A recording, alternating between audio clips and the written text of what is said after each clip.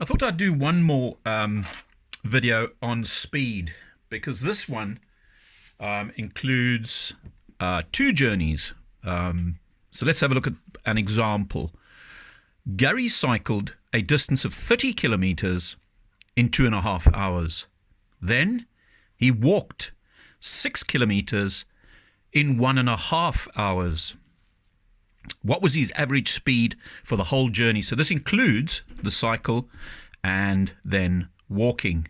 Okay, so let's see how we're going to set this up. We've got 30 kilometers in 2.5 hours. We've got 6 kilometers in 1.5 hours. So the formula we're going to look at is average speed is equal to total distance divided by the total time.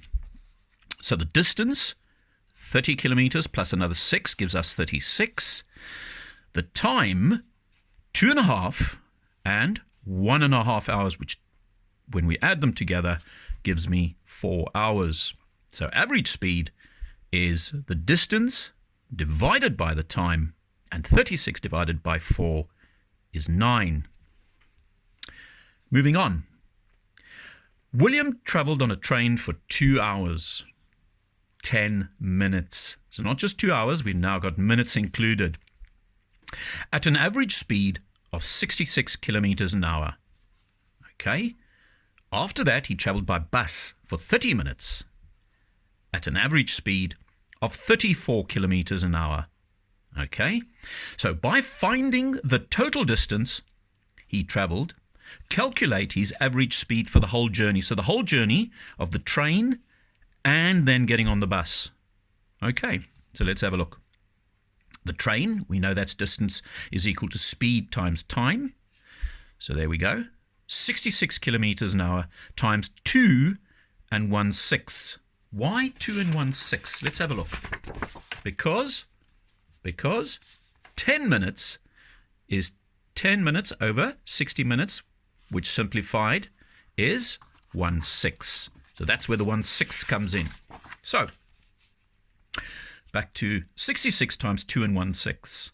Okay, 6 times 2 plus 1 is 13 over 6, and that would be 66 over 1. You simplify it, and we get 143 kilometers. Okay, the bus journey was also distance equals speed times time. So he traveled for 34 kilometers on this bus times a half. Why a half? Because it's 30 minutes. And if you're using a calculator, it would have been 0.5. All right? And there you know that a half of 34 is 17 kilometers. So the total distance was 160 kilometers. Okay, we've added those together.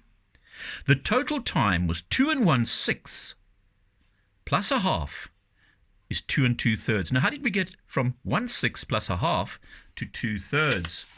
Well, if you remember when we did adding of fractions, you would have seen we needed to look for the same denominator.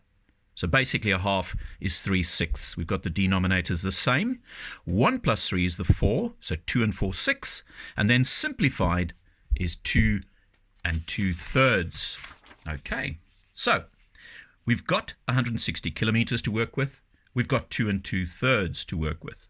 So what does that mean? It means our average speed is equal to 160 divided by 2 and 2/3, and that'll give me 60 kilometers. Now, how do I do this part of the sum?